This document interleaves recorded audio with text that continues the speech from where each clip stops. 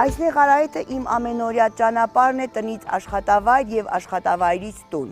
Երկու կողմից ճանապարհը խոտածածկ է եւ խոտն այնքան է աճել, գրեթե փակել է այս նեղ արահետը։ Ամեն օր ես սրտի թրթիրով վախով եմ անցնում այս կարճ ճանապարհը, որովհետեւ վտանգավոր իրավիճակ է։ Այն առումով, որ թփերում ես լսում եմ սողունների ձայն եւ համոզված եմ, որ բազում օձեր կան այստեղ։ Այս տարեշրջանում հենց այս տարածքում հրդեհներ են բռնկվում եւ շատ հաճախ մոտակա բնակիչների համար վտանգավոր իրավիճակ է ստեղծվում։ Հետաքրքրվելով պարզել եմ, որ տարածքը արդեն մի քանի տարի է սեփականաշնորհված է։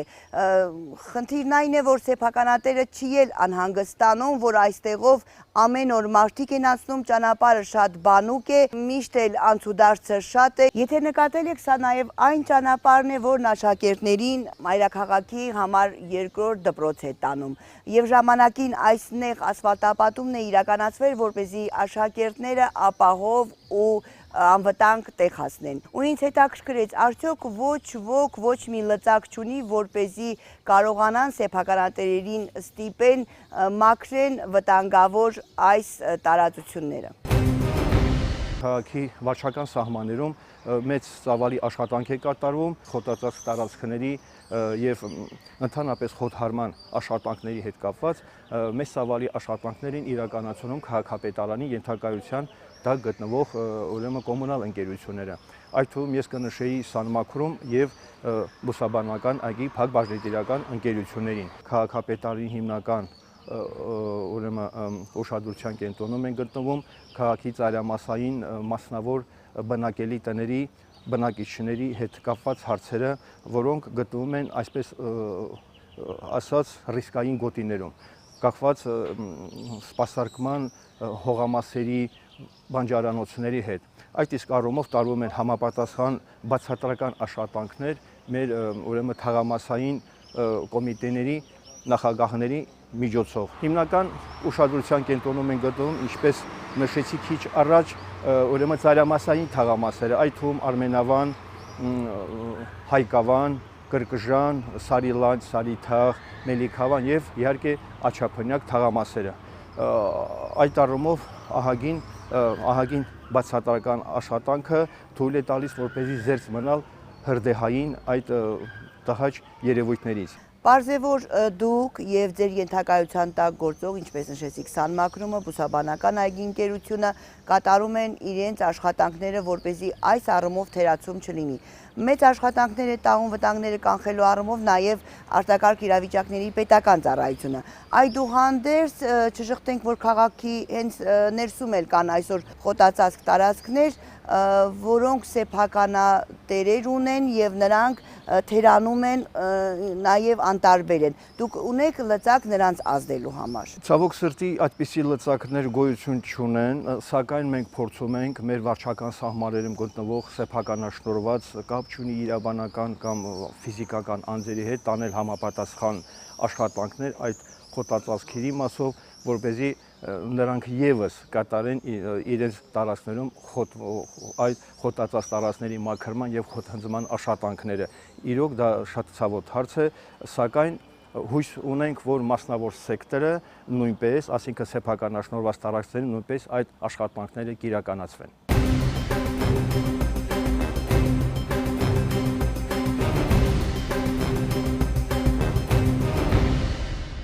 Այն տպավորությունը կա, որ խոտածածկ տարածքների առումով պատասխանատու է Բուսաբանական այգու կոլեկտիվը։ Այժմ իմ զրուցակիցը հենց Բուսաբանական այգի Փակ բաժնետիրական ընկերության գործադիր տնօրենն է։ Խնդրեմ, պարոն Դավթյան,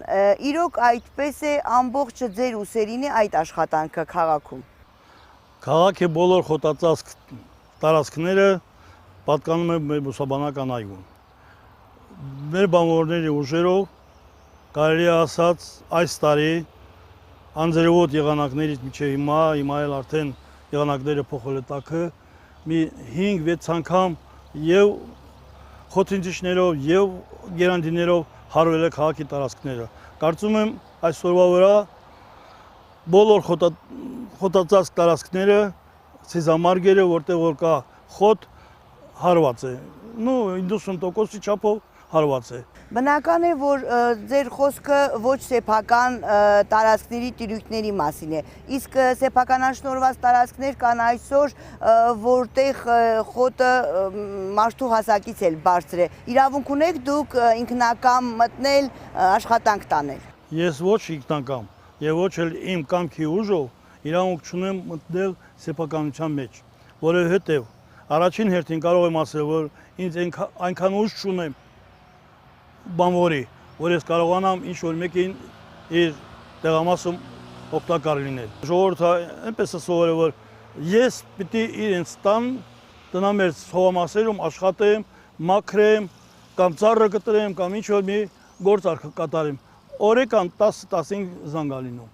Բախի չէ գալիս, պամեր հայաթում, մեր ես իջտեղը խոտո եկել է բոյիս ասել, քիչ է գալիս հարում։ Թող վեր ժողովուրդը իմանա, ես մենակ սիզամարգերի, քաղաքի, տարածքի համար եմ աշխատում։ Եվ իմ բանվորներս այդ աշխատանքներն են կատարում։ Ասեմ,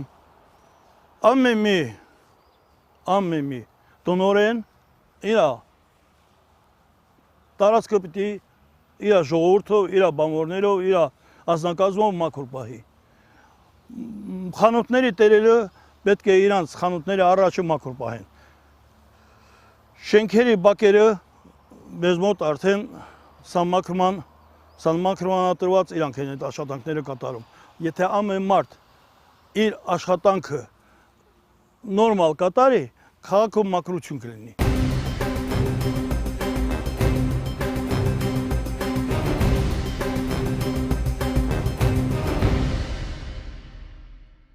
Քաղաքի այն տարածքներում, որոնց համար պատասխանատու է բուսաբանական այգու ընկերության կոլեկտիվը,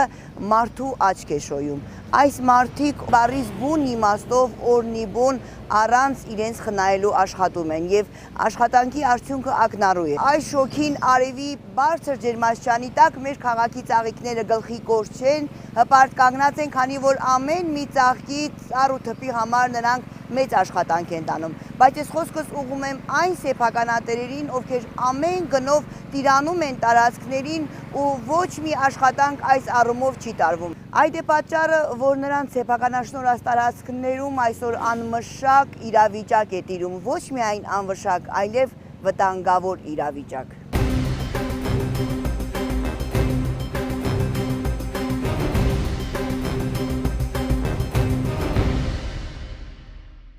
Եթե խոտածածկ տարածքներ են առկա, առավել եւս ամառվա այս շոքին,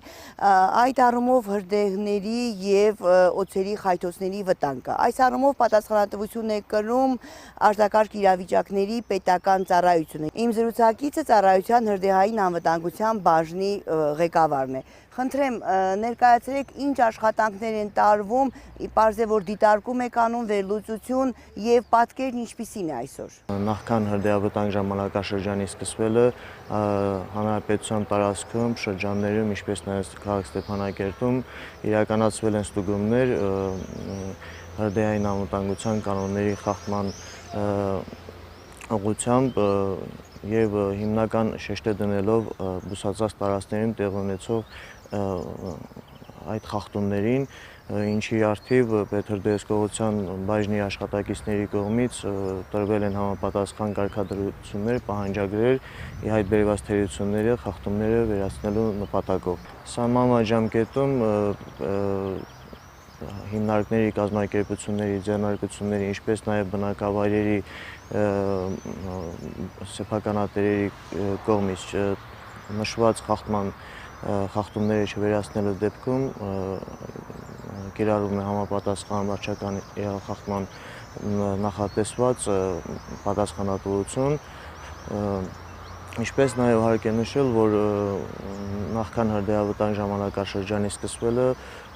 համապատասխան ծառայությունների, Ստեփանակերտի քաղաքապետարանի համապատասխան ծառայությունների, ինչպես նաև Արցախգազ, Արցախէներգո ՓԲ ընկերություններին գրավոր ձևով տեղեկացվել է իրենց հսկողության տակ գտնվող խոտածածկ տարածքները ժամանակին մաքրելու, որպեսզի հնարավոր հրդեհները մսածասկույթում բացառենք։ Նշեցիք, որ հիմնարկ ձեռնարկություններին, ինչպես նաև առանձին անհատներին դուք իրավասու եք նախազգուշացումներ անել, դիմել,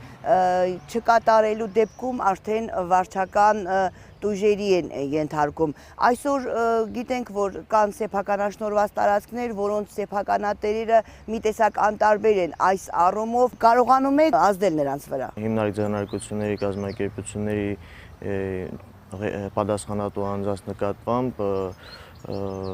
ուրեմն կիրառում են համապատասխան տույժեր, որոնց կողմից անտեսում է հրդեհային անվտանգության ապահովման վերաբերյալ առաջարկված միջոցառումների կատարումը։ Օրենքը սահմանված է յուրաքանչյուր անձի համար, այսինքն պատասխանատվություն կրում են ցանկացած անձ, եթե խախտումը թույլ է տրված կոնկրետ նրանց կողմից։ Օրվա թեմայի շուրջ մտորումներս կիսեմ իմ գործընկերոջ հետ, Արմինեն որպես մայր անհանգստանում է այն առումով, որ արդեն մոտենում են ճամբարի տարեշրջանը, դպրոցներում շուտով սկսեն գործել ճամբարները եւ անցյալ տարվա նրա հետ տեղի ունեցած միջադեպը խորելու տեղիք է տալիս։ Անցյալ տարի էր, երբ վերջապես որոշեցի առաջին անգամ տղայիս ճամբար ուղարկել, սակայն մի միջադեպից հետո նորից մտափոխվեցի եւ այս տարի թերևս չեմ պատրաստվում։ Հաստատությունից ամենակարճ ճանապարհը դեպի երկրորդ դպրոց հենց այս ճանապարհն է եւ որտեղ ինչպես տեսնում եք մանավանդ ամառային շրջանում շատ մեծ խոտածածկույթ կա, ես գալիս եմ հենց այս ճանապարհով եւ ընդամենը 1 մետրի, մետր կես կամ 2 մետր ամենաշատը ուշադրությունս գրավեց ինչ որ շարժվող կենդանի ու գլուխս բարձրացի,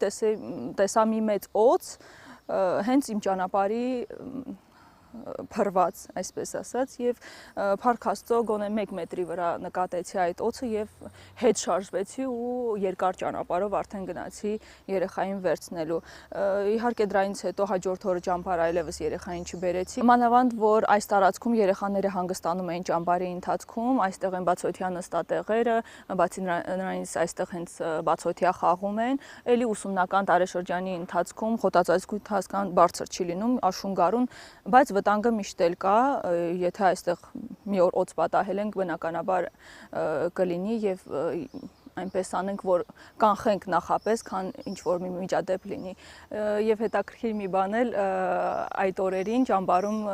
արտակարգ իրավիճակների ծառայության աշխատակիցները հենց դասընթացներ էին վարում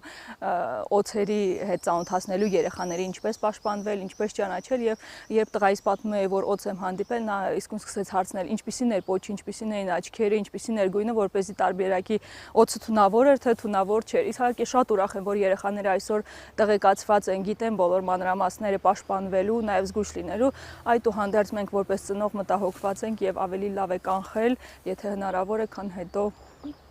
առնչվել այդ խնդրի հետ։ Այս անդրադարձից ու այս խոսակցությունից հետո կարծում եմ մտահոգությունները պետք է կրկնապատկվեն։ Եթե սեփականաշնորհված տարածքների առումով գրեթե պատասխանատու չենք ոչ մեկս, ապա դպրոցների տարածքները արդեն սեփականաշնորհված չեն եւ այս առումով մեծ պատասխանատվություն պետք է կրեն դպրոցի տնօրենները, դպրոցի յուրաքանչյուր աշխատող, որպեսզի ծնողները չերկմտեն երեխաներին ճամբար ուղարկեն, թե ոչ։